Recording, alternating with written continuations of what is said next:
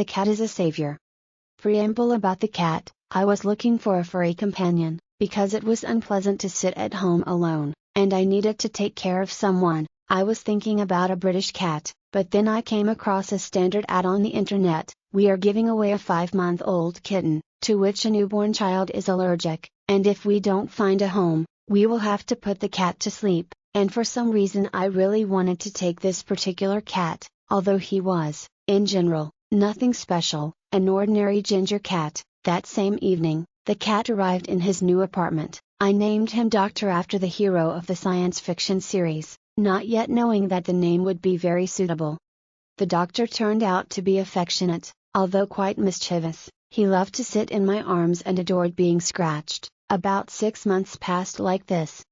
That memorable morning, I had the strongest attack of my entire illness. Again, I have to explain, during the attacks that happen, or rather, happened, upon awakening, I am between sleep and reality, a nasty feeling when you realize that trouble has begun. You feel all the wild pain, but you cannot open your eyes, and if you do open them, you see everything in a distorted form. Consciousness becomes clouded, and you seem to be sucked into a giant funnel. But the most terrible thing has always been paralysis.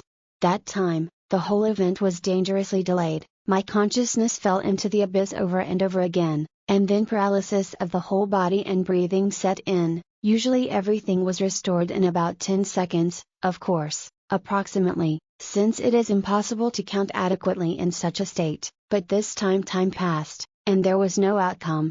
I realized that this was the end. Consciousness was restored. I even felt how the cat, who usually slept next to me, was rushing madly around me, but the functions of the body, not. But the most terrible thing was something else. A few seconds later, right above me, I heard heavy breathing. The longer I held my breath, the louder the something I heard began to snore. I was weakening, and it was breathing faster, louder, more predatory.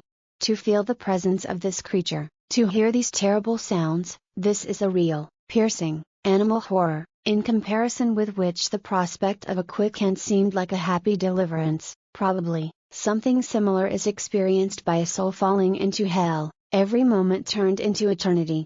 And then I felt a sharp, acute pain. It was none other than a gentle and kind cat who sank his teeth into the side of his mistress. My eyes opened wide, and above me, above my chest, I saw something like a cloud of gray fog. The next bite immediately followed. I took a sharp, deep breath, seeing that the entity hanging over me had disappeared, and the moment of its disappearance was not imprinted in my consciousness. It was just there, and then it was gone, as if with a snap of the fingers.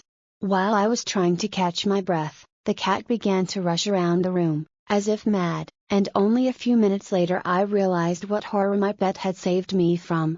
However, a metamorphosis occurred with the cat. From that very moment, he stopped allowing himself to be petted. To all attempts to reach out to him, he responded, and still responds, with a blow of the paw or a bite. He behaved restlessly, if not to say hysterically, almost stopped sleeping and became emaciated.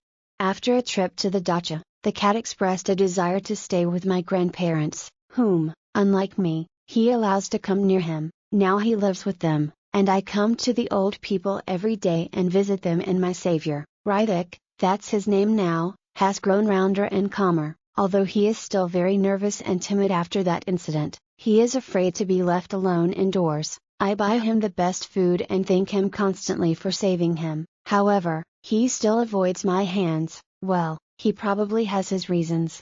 And he hasn't had any attacks for a very, very long time.